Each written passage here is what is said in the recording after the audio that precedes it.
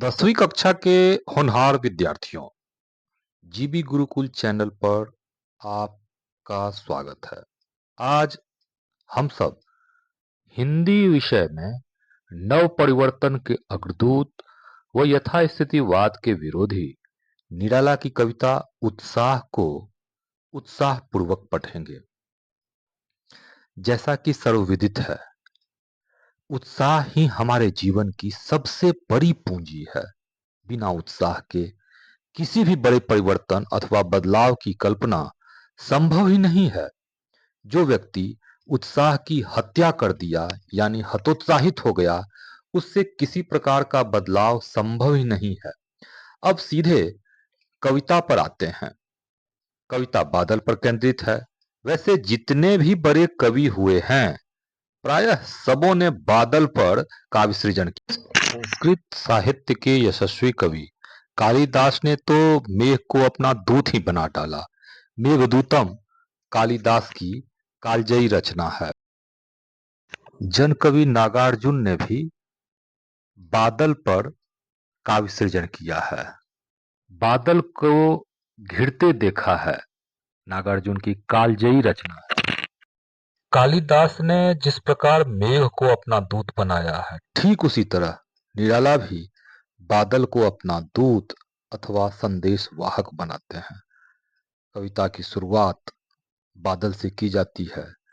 कवि बादल से मार्मिक आह्वान करते हुए कहते हैं कि हे बादल, तुम गरजो, तुम चिल्लाओ, क्योंकि इसी गरज और चिल्लाहट से बंजर जमीन पर हरियाली पसर सकती है। हे बादल, तुम्हारा स्वरूप अति सुंदर है। काले काले घुंघराले बाल के समान तुम्हारा मनोहारी स्वरूप है। तुम्हारा मस्तिष्क भी बाल मन की तरह ही कोमल है। इस कोमल मस्तिष्क में लगातार कोमल कल्पनाएं उमड़ती घुमड़ती रहती है। एक बार इसका वाचन कर लें। बादल गरजो, घेर घेर घोर गगन धारा धरो, ललित ललित काले घुंघराले बाल कल्पना कैसे पाले। इसमें अनुप्रास अलंकार घेर घेर घोर ललित ललित अनुप्रास अलंकार है। शब्दार्थ देख लें। धाराधर मतलब बादल, घोर मतलब पूरी तरह से ढककर आच्छादित होना, ललित मतलब सुंदर।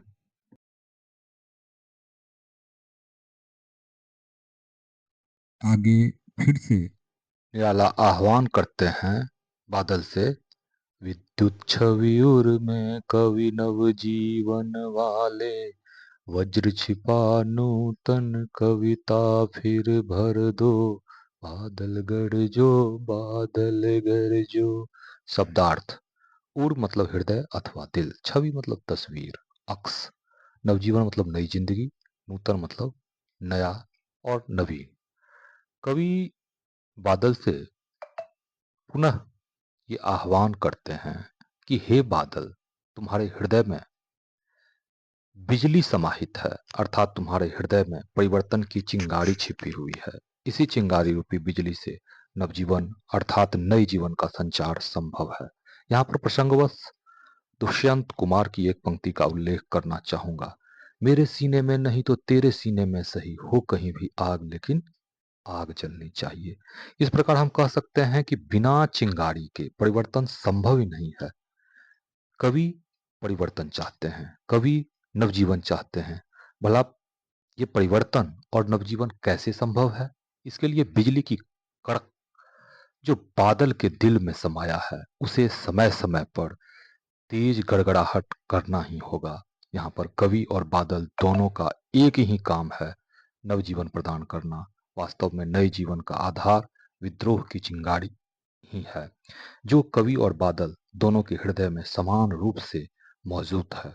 आगे निराला कहते हैं, नूतन कविता फिर भर दो, यानी कवि और बादल इस प्रकार प्रेरक गर्जना करें जिससे लोगों में जागृति और नए जीवन का स्पंदन हो। इस प्रकार हम पाते हैं कि गर्मी की तपिश से जब धरती तपने लगती है, तो बादल गरज के साथ बौछारें करने लगती है।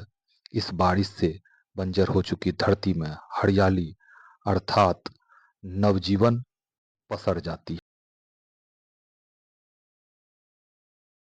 अब आगे देखते हैं।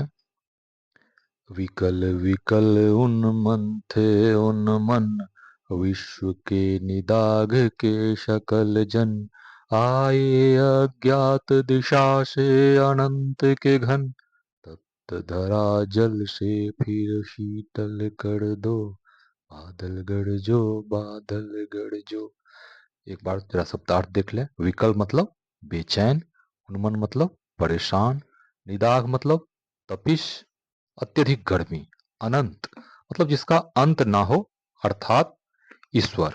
कवि यहाँ धरती की भीषण तपिश को रेखांकित करते हुए कहते हैं कि इस तपिश यानी भीषण गर्मी से सारे संसार के लोग अत्यंत परेशान और बेचैन थे, परंतु तभी अज्ञात दिशा से वह ईश्वर की कृपा से बादल आते हैं और गर्मी से जल रही धरती को बादल शीतल कर देता है। यहाँ पर तप्त धरा का आशय केवल जलते हुए भूखंड से ही नहीं, बल्कि मानव के मानसिक धरातल से भी है।